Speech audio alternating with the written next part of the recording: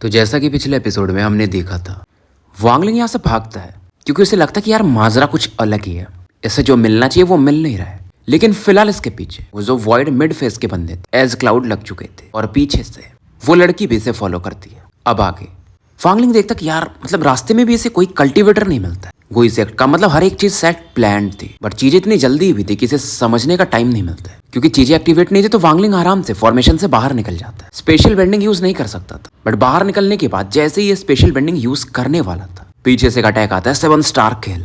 ये था as cloud का अटैक, क्योंकि एज क्लाउड अब ये सोच रहे थे कि यार वांगलिंग को मार दूंगा, रिवॉर्ड मिल ही जाएगा और इसको जो मिलने वाला था वो भी मिल ही जाएगा। तो फिलहाल ये जो 7 स्टार अटैक था नीले आसमान में एकदम चमकता है। एक एंशिएंट फोर्स इकट्ठा होता है और वांगलिंग की तरफ चार्ज करता है। तारा ऐसा दिख रहा था, मतलब उल्का पिंड जो कि फिश साइड्स का अटैक था, जो मुक्का मारते हैं कुछ वैसा। और एज क्लाउड इस अटैक को इसलिए यूज कर पा रहे थे क्योंकि इन्होंने अपने सोल आर्मर को एक्टिवेट किया था। फिर वांगलिंग स्पेशल बेंडिंग यूज कर चुका था और एज क्लाउड को वांगलिंग के स्पेल्स के बारे में पता भी नहीं था। उसे ये नहीं पता था कि वांगलिंग को तू रोक नहीं सकता भाई। और गाइस मैं सुन रहा हूँ कोई बंदा मुझे कॉपी कर रहा है, करने दो यार। अगर मेरे वीडियोस सेम कॉपी नहीं कर रहा तो दिक्कत नहीं है, अगर मेरे स्टाइल को कॉपी कर रहा है तो कब तक करेगा। ओरिजिनल तो ओरिजिनल ही होता है ना यार। वो कमेंट में आप बताना अगर वीडियोस कॉपी कर रहा होगा पुराने वाले, तो फिर भाई अपन कॉपीराइट मार सकते हैं। अब स्टाइल कॉपी कर रहा है तो अपन कुछ नहीं कर सकते। खैर आगे बढ़ते हैं। तो इधर इसके अटैक बढ़ रहे, तो उधर पीछे से टांगजिया आती है जितना फास्ट मूव कर सकती थी और ये बोलती है सीनियर एज क्लाउड मैं आपकी मदद करती हूँ, मुझे बस बदले में वो फायर एलिमेंट आर्मर चाहिए। एज क्लाउड कुछ कहते नहीं, बट इस दौरान वांगलिंग रुक जाता है। अब जैसे ही एज क्लाउड से 100 फीट के रेंज में लड़की आती है, एज क्लाउड नोटिस करते यार कुछ तो गड़बड़ है, पीछे हटते हैं। पर तभी टांगजिया अपने अटैक लॉन्च कर चुकी थी 8 गेट सील्स। एज क्लाउड अपने आसपास प्रोटेक्शन बनाते हैं, बट शायद काम का नहीं था, लेट हो चुका था। अब वांगलिंग जैसे ये 8 गोल्डन गेट्स देखते हैं, इस लड़की के पास ये पावर ये समझ जाता है, क्योंकि ये पावर इसने केव वर्ल्ड में देखा था टांग शान के पास, जो थर्ड कॉन्कुबाइन थी। इसलिए अब इसे समझ में आता है क्यों मैं इस लड़की के साथ एक मतलब फैमिलियरिटी फील कर रहा था, but at the same time नहीं भी कर रहा था, इसके पावर की वजह से, क्योंकि ये टांगशान की बहन थी। फिलहाल एज क्लाउड का जो अटैक था, जो 7 स्टार अटैक बना रहे थे, उसमें से 3 स्टार्स तो डिस्ट्रॉय हो जाते हैं क्योंकि उनका कंट्रोल चला जाता है। बाकी 4 स्टार वांगलिंग की तरफ पड़ते, जिसमें एक हीट पावर था। अब वांगलिंग तुरंत ही 7 कलर लांस निकालता, उसका कलर 3 बार चेंज होता है क्योंकि वांगलिंग भी अपने उस सोल आर्मर को यूज कर रहा था। और साथ में ये उसका जो वॉरस्प्रेंट प्रिंट था 6 उंगली वाला, एज क्लाउड की तरफ बढ़ा देता। बट ये जानता था ये काफी नहीं है, ये तुरंत ही सनडर्ड नाइट यूज करता। अब टांगजिया मदद तो कर ही रही थी, वो भी एक गोल्डन विप निकालती और एज क्लाउड पर अटैक कर देती। हालांकि इसका कास्ट करने का स्पेल जो था, मतलब स्पेल पट जल्दी जल्दी यूज करने का उतना स्पीड नहीं था जैसा वांगलिंग का था। जैसे वांगलिंग पलक झपकते 3 कर चुका, इसने अभी तक 1 ही किया था और ये दूसरा कर रही थी। जो एज क्लाउड थे वो 8 गेट्स की वजह से सील हो गए थे क्योंकि वो टांगजिया का पावरफुल स्पेल था। फिलहाल इसका power level void mid phase में था। अब इस समय एज क्लाउड अपने वो ब्लड को हल्का से यूज कर, जो कि मानो एक घोंसली हाउल में बदल जाता है, एक आवाज आती है ब्लड पावर की वजह से और 8 गेट्स कोलैप्स करने लगते। पर तब तक वांगलिंग का 7 कलर लांस बढ़ चुका था। अब ये एक शील्ड यूज करते सफेद रंग का ताकि इससे काउंटर कर पाए, बट शील्ड में भी क्रैक आ जाते और पाम प्रिंट इसे भेजते हुए एज क्लाउड से जाके टकराता है। एज क्लाउड थोड़े पीछे जाके गिरते, थर्ड आई को टच करते हैं। इनका हेवनली बुल का जो पावर था, शैडो जो बनता है, वो एक रोर मारता और वांगलिंग का स्पेल डिस्ट्रॉय हो जाता है। लेकिन तब तक सनडर्ड नाइट जो था वांगलिंग, वो एरिया को घेर चुका था और एक सन दिखता है जो कि मानो एज क्लाउड को ऐसा फाड़ रहा हो। बस इस एरिया में रहने की वजह से एज क्लाउड को समझ में आ जाता है कि यार ये तो फेथ स्पेल है। मतलब एक बार देखते एज क्लाउड समझ जाते क्योंकि थोड़े एक्सपीरियंस बंदे थे। उधर टांगजिया का जो विप डार्कनेस को भेजते हुए एज क्लाउड से टकराता है। एज क्लाउड फिर से खून की उल्टी करते। अब क्योंकि सन राइज कर चुका, उसके पावर की वजह से एज क्लाउड फिर से खून की उल्टी करते। अब उन्हें एक अलग ही डर लगता है कि यार मैंने ये गलत किया। ये भागने को देख फिर से थर्ड आई को टच करते हैं, आगे में कुछ तो फिर फेंकते हैं। बेसिकली इन्होंने जो इनका हेवनली बुल का शैडो था उसे ही आगे फेंक दिया था सन की तरफ। हेवनली बुल का एक जैसे गैंडे का होता ना सिंह आगे की तरफ, कुछ वैसा था और वो सन की तरफ चार्ज करता है।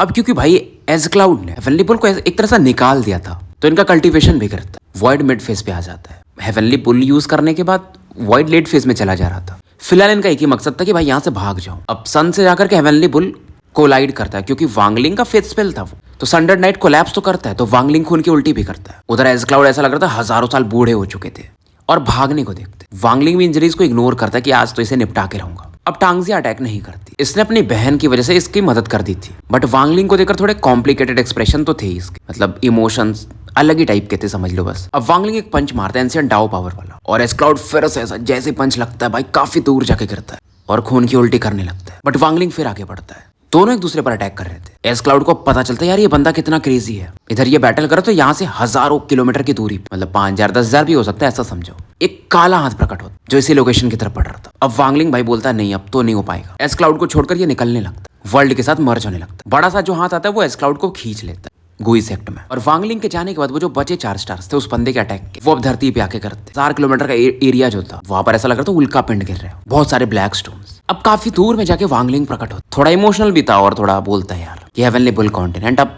जाने का समय हो चुका है। जहां पर ये प्रकट हुआ था ये था 7 डाउ सेक्ट का लोकेशन, क्योंकि इस समय उससे बस भागना ही था तो इसने कोई लोकेशन चूज नहीं किया। तो जो अचानक से माइंड में या इसके उसमें रहा होगा वहीं पर ये प्रकट हुआ था। तो 7 डाउ सेक्ट के आसपास था तो उस तरफ ही बढ़ जाता है, एक लोकेशन ढूंढता है ताकि ये थोड़ी अपनी इंजरीज को एडजस्ट कर सके। इसे पपेट को रिलीज कर देता है ताकि वो इसे गार्ड करे। धीरे धीरे 3 दिन निकल जाते हैं। 7 डाउ सेक्ट के लोकेशन को देखता है, बड़ा एरिया घूमता है, इसके मेन हॉल में जाता है। वहां पर एक बड़ा सा थ्रोन था जहां पर 7 कलर सेलेस्टियल सॉवरेन कभी बैठता होगा। और कहीं ना कहीं इसे केव वर्ल्ड की याद आती है क्योंकि यहीं से तो कनेक्टेड है केव वर्ल्ड। और ऐसा मानो डिवाइन सेंस यूज करके देख रहा हो। यहाँ पर इसे एक ब्यूटीफुल वुमेन दिखाई देती जो एक पहाड़ी पे खड़ी हो और काले आसमान की तरफ देख रही हो। वो कौन हो सकता है आप गेस करना। अब वांगलिंग आंखें खोलता है फिर यहाँ से निकलता और सोचता है कि कुछ तो गड़बड़ हुआ यार अचानक से हेवनली बुल कॉन्टिनेंट पर, जब मैं उधर उस 3rd मेरिडियन को प्रोटेक्ट कर रहा था। इसे डाउट होता है बट ये कंफर्म नहीं। अब जो इसका सोल आइड आउट मतलब वो 3 इंच वाला इसके जैसा ही वांगलिंग उसे बाहर निकालता है कि 3 बार इसे कोट आउट करता है। अब डिविनेशन ये यूज करता है उसे टच करके, बट जो दिखती है चीजें से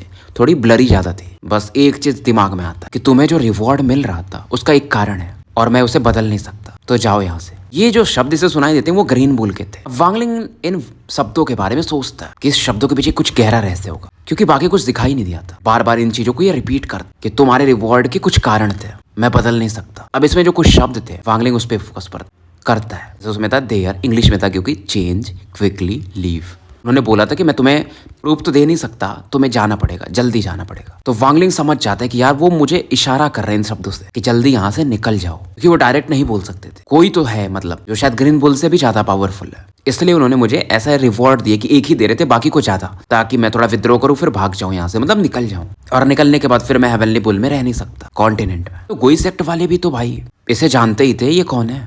अब वांगलिंग ज्यादा सोचता नहीं है और डिसाइड कर लेता कि ठीक है अब हेवनली बुल कॉन्टिनेंट छोड़ ही देता हूँ। लेकिन ये जानता था यहाँ से निकलना सिंपल नहीं होगा, रास्ते में से ग्रीन डेविल वाले तो मिलेंगे। अब ये निकल ही रहता तभी एक साइड में देखता है ब्लैक फॉग जैसा कुछ दिखता है, ये गायब हो जाता है और फॉग से एक बंदा निकल के आता, कोई और नहीं है डूकिंग था। और ये बोलता है यार ये ओल्ड मैन मतलब ग्रीन बुल की बात कर रहा था, मुझे यहाँ पर भेज दिए। और डूकिंग आके बैठ जाता, पर तभी इसे आवाज आती है कि डूकिंग पैनिक करता है बट फिर आवाज पे तो पहचान ही जाता है। तो काफी खुश होता है कि फेलो कल्टीवेटर वांग। और वांगलिंग पूछता है कि तुम्हें यहाँ पर आने के लिए किसने बोला था। तो ये बताता है कि यार स्टेम ग्रीन बुल ने बोला था कि मुझे यहाँ पर आना है, तुमसे मिलना है। और एक ब्लैक स्टोन ये निकालता है। स्टोन को ये चेक भी किया था बट इसे कुछ समझ में नहीं आया, मतलब इसे लग तो रहा था ट्रेजर है बट उसे समझता नहीं। लेकिन वांगलिंग ये जब लेता है तो इसे समझ में आ जाता है क्योंकि इसके अंदर सोल आइड का ऑरा था। और वांगलिंग डूकिंग को थैंक्स बोलता है। डूकिंग पूछता है कि अंदर क्या है।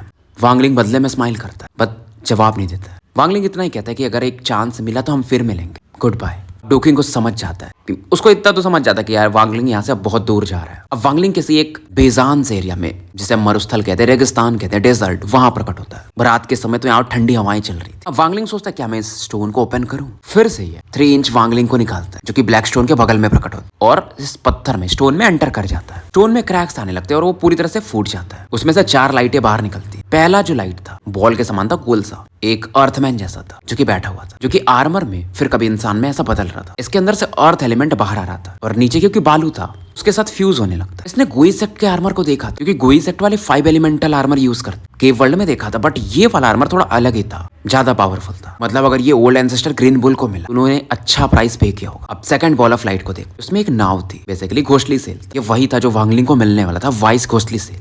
मतलब जितने भी घोषली सेल थे ग्रेट सोल सेट में, आई गेस ये दूसरे नंबर पे था। अब थर्ड बॉल ऑफ लाइट को ये देख, में एक ब्राउन बीट था जो हेवन डिफाइंग बीट के जैसा ही दिख रहा था और अभी थोड़ा सेम ही था। तो वांगलिंग भी चौंक जाता है। हालांकि भाई हेवनली बीट तो एक ही है, डिफाइंग बीट, लेकिन ये किसी ने कॉपी करके बनाया होगा। और वांगलिंग इसके अंदर हेवनली बुल की ऑरा फील करता है। चौथे बॉल ऑफ लाइट की तरफ ये देखता है, इसमें एक फूटा हुआ कछुए का सेल था। अब वांगलिंग कुछ फील करता, पलट के देखता है ग्रेट सोल सेट की तरफ, जिस लोकेशन में था वो। मानो वहां पर एक ओल्ड मैन स्माइल कर रहे थे, मानो इसे गुड बाय बोल रहे हो। बेसिकली इस शेल में पूरे ईस्टर्न कॉन्टिनेंट का मैप था। डिटेल्ड नहीं था बट काफी था वांगलिंग के लिए। और उसके अंदर हेवनली बुल बेड का डिस्क्रिप्शन भी था, इसे यूज कैसे करना वो भी लिखा हुआ। और फिर मैसेज भी था कि तुम्हारी ट्रिप अच्छी हो, 300 साल बाद वापस आना। वांगलिंग समझ जाता है क्यों बोल रही है, क्योंकि वो 300 साल बाद ये 9th और 10th फ्लोर पे जाना था, ऐसा प्रेडिक्शन था फर्स्ट एंसेस्टर का। अब फिलहाल ये आगे बढ़ जाता है और बोलता है ठीक है मैं वापस आऊंगा। और अभी इसका मकसद था डोंगलिंग सेक्ट जाना। और डोंगलिंग सेक्ट जो है ईस्टर्न कॉन्टिनेंट में ही है बट नॉर्थ साइड में है, और उस कॉन्टिनेंट को हम ईस्टर्न कॉन्टिनेंट का एक पार्ट है, उस जगह को हम कहते हैं ग्रेट सेज कॉन्टिनेंट। और यहाँ से अगर आपको जाना है हेवनली बुल कॉन्टिनेंट से, तो वो 5वां कॉन्टिनेंट पड़ता है। रास्ता जाने का मतलब आपको ग्रीन डेविल कॉन्टिनेंट पार करना ही पड़ेगा। तो साइड बाय साइड जा सकते हो, बट बहुत टाइम लग जाएगा, 2-3 साल लग जाएंगे। फिर ये सोचता है यार कि ग्रीन डेविल वाले तो बैटल में है, तो शायद थोड़ा खाली मिल जाए।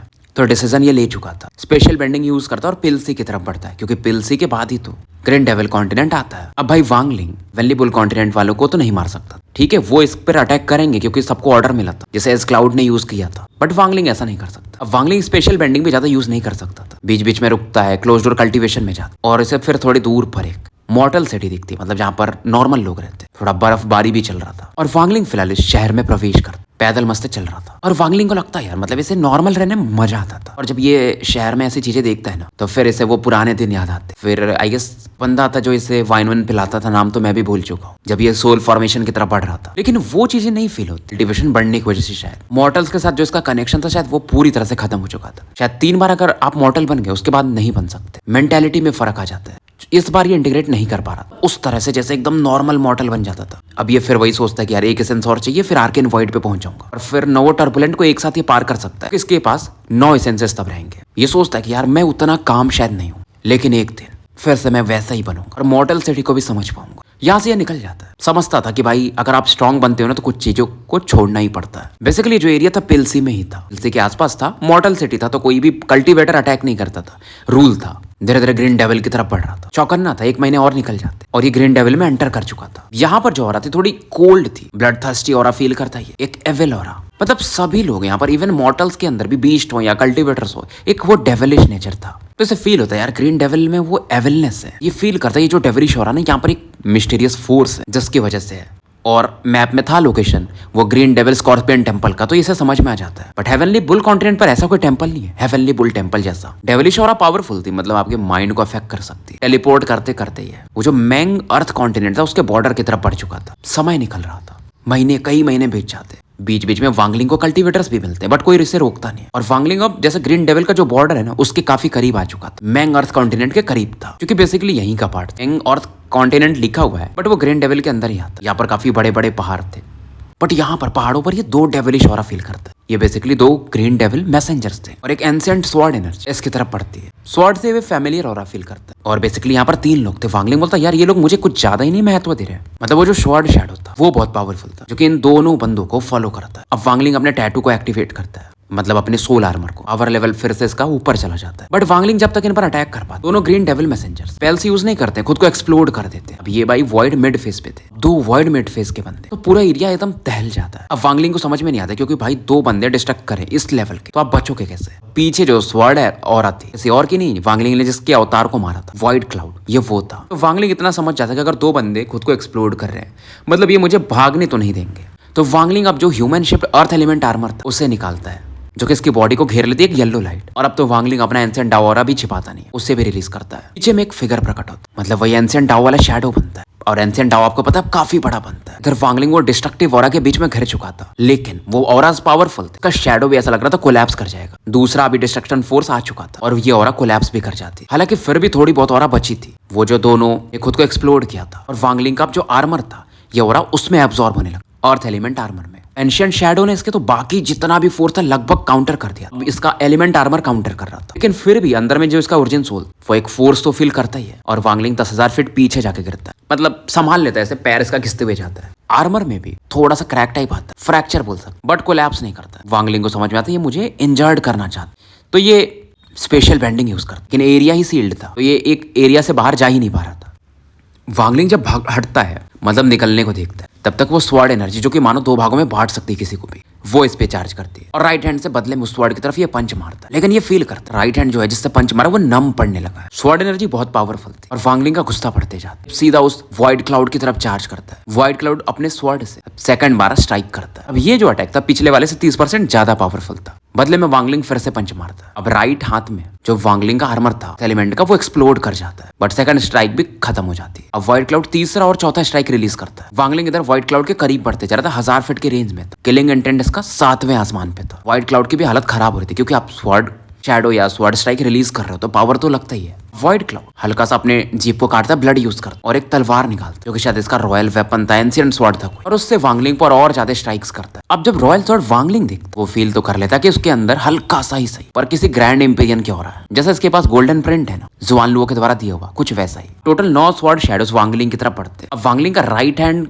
साइड का आर्मर तो कोलैप्स कर चुका था, वो लेफ्ट हैंड से 9 पंचेस मारता है। और जब दोनों अटैक्स टकराते, क्योंकि उधर से 9 स्वॉर्ड शैडोज आ रहे थे, इधर वांगलिंग के 9 पाम अटैक बोलो या फिस्ट अटैक थे, और दोनों कोलैप्स कर जाते। मतलब वांगलिंग के अटैक्स भी और सामने के स्वॉर्ड शैडोज। वांगलिंग का लेफ्ट हैंड का भी आर्मर एक्सप्लोड कर जाता है। अब वांगलिंग वॉइड क्लाउड के रेंज में आ चुका था 200 फीट के। एक अटैक ये रिलीज करने वाला, और ये बोलता है कि तुम्हारे पास ही ग्रैंड इंपीरियन का ट्रेजर नहीं है, मेरे पास भी है। अब इस बार ये सनडर्ड नाइट नहीं यूज करता है, क्योंकि सनडर्ड नाइट आप जल्दी जल्दी यूज नहीं कर सकते, क्योंकि इसे पता था कि पीछे से कोई और भी पावरफुल बंदा है। ये बैटल तो बस इसे डिले करने के लिए किया जा रहा है। और वांगलिंग अपना वो गोल्डन प्रिंट निकालता है, जो कि इस बंदे के एंशिएंट स्वॉर्ड के साथ टकराती है। व्हाइट क्लाउड खून की उल्टी करता है, तलवार इसका फट फुट जाता है, ताकि ये जमीन पे गिरता है। वांगलिंग के भी गोल्डन प्रिंट में क्रैक आ जाता है, बट ब्रेक नहीं करता, ये डिम हो जाता है। बेसिकली जब ग्रैंड इंपीरियन के अटैक्स एक दूसरे से टकराते तो डिपेंड करता है कि किसका फेथ पावर ज्यादा स्ट्रॉन्ग है। और ये दिख रहा था कि व्हाइट क्लाउड के स्वॉर्ड में जो फेथ पावर था थोड़ा वीक था। वांगलिंग व्हाइट क्लाउड की तरफ देखता और वो बोलता है भी कि मैं हार चुका हूँ। चाहे वांगलिंग ने सोल आर्मर पहना था या कुछ, बट हार तो हार होती है। बट व्हाइट क्लाउड फिर बोलता है, कैसे भी करके खड़ा होता है और बोलता है तुम भी हार चुके हो, तुम्हारा सोल आर्मर खत्म होने वाला है।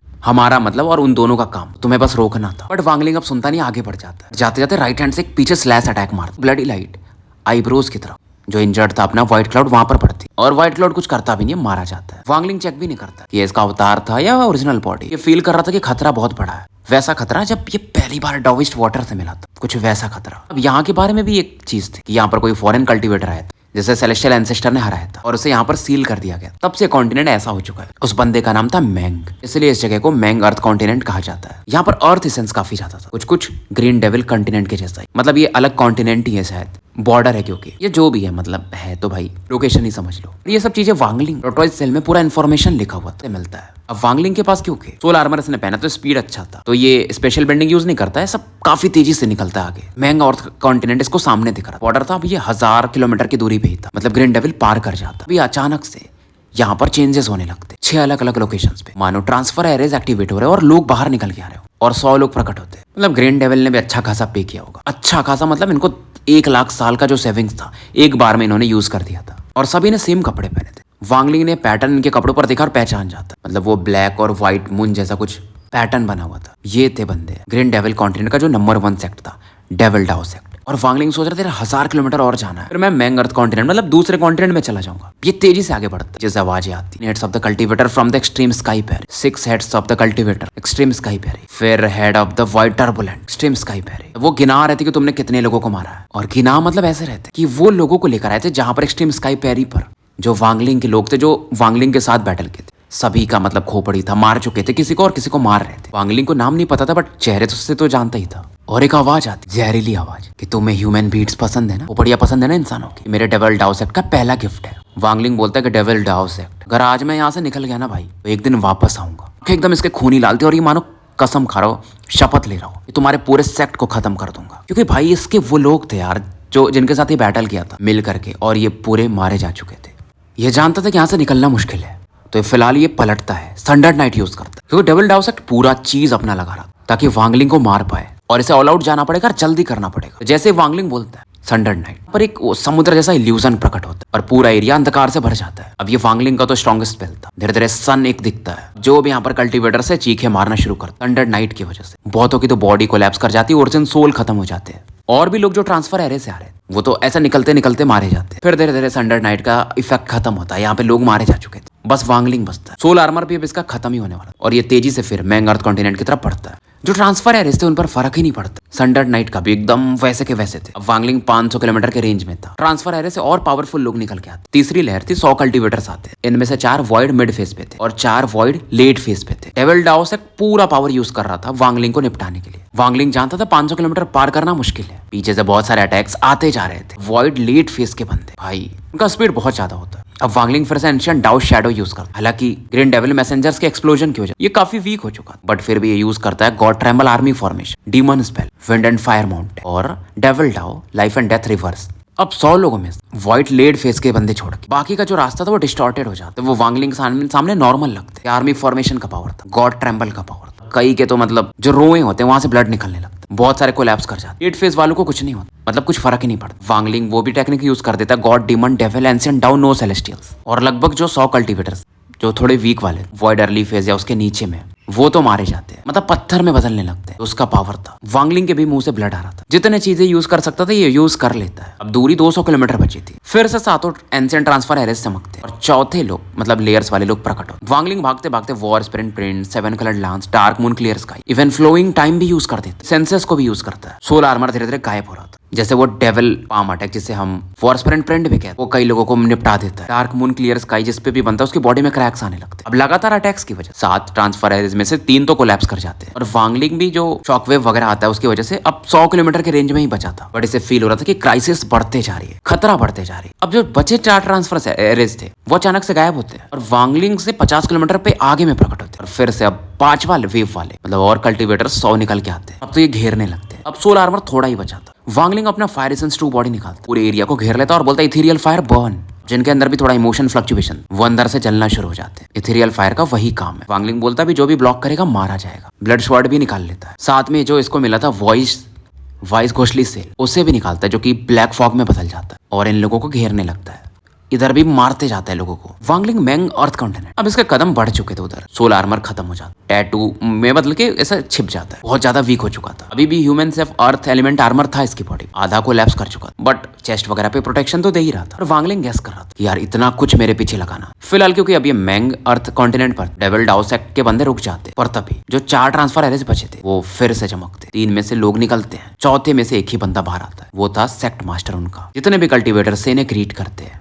तो ये जो सेक्ट मास्टर आया था चौथे वाले ट्रांसफर एरे से निकलकर, मिडिल एज मैन था, ब्लैक एंड व्हाइट डाउइस्ट रोब पहना था, देखने में हैंडसम था और काफी कोल्ड थी और देख के लग रहा था कि भाई मर्सीलेस है, एकदम हार्श बंदा है। सोचो ना भाई, एक बंदे को मारने के लिए पूरे सेट को अपने लेकर आ गया। और इसका पावर लेवल था वॉइड टर्बुलेंट लेट फेज के पीक पर, मतलब थोड़ा और ऊपर जाएगा तो वॉइड टर्बुलेंट के पीक पर पहुंच जाएगा। तो इस समय सभी जो बंदे थे डेविल डाउ सेक्ट के एक घुटने पर थे और वांगलिंग जो कि भाग रहा था उसका भी दिल थोड़ा सा दहलता है। लाइफ और डेथ क्राइसिस। वांगलिंग पीछे पलट के नहीं देखता बट भागते रहता है। अभी भी स्पेशल बेंडिंग यूज नहीं कर पा रहा था। बस इसका एक ही मकसद था कि वो जो बैरियर होता है ना मैंग अर्थ कॉन्टिनेंट का, वहां पर चला जाए तो फिर शायद ये स्पेशल बेंडिंग यूज कर पाएगा। बट जैसे बाकी लोग एंटर नहीं करते, बट ये सेक्ट मास्टर मैंग अर्थ कॉन्टिनेंट में एंटर कर जाता है। एंटर करते बोलता है डेविल डाउ, और जैसे ही बोलता है दोनों जो कॉन्टिनेंट आसपास, क्योंकि बीच में पहाड़ी थी, उसमें थोड़ी हरकत होती है। एक इनविजिबल फोर्स, एक माउंटेन जैसा कुछ ड्रैगन ये खींच लेता है ऊपर की तरफ, जो कि एक व्हाइट हेयर ओल्ड मैन की तरह दिख रहा था।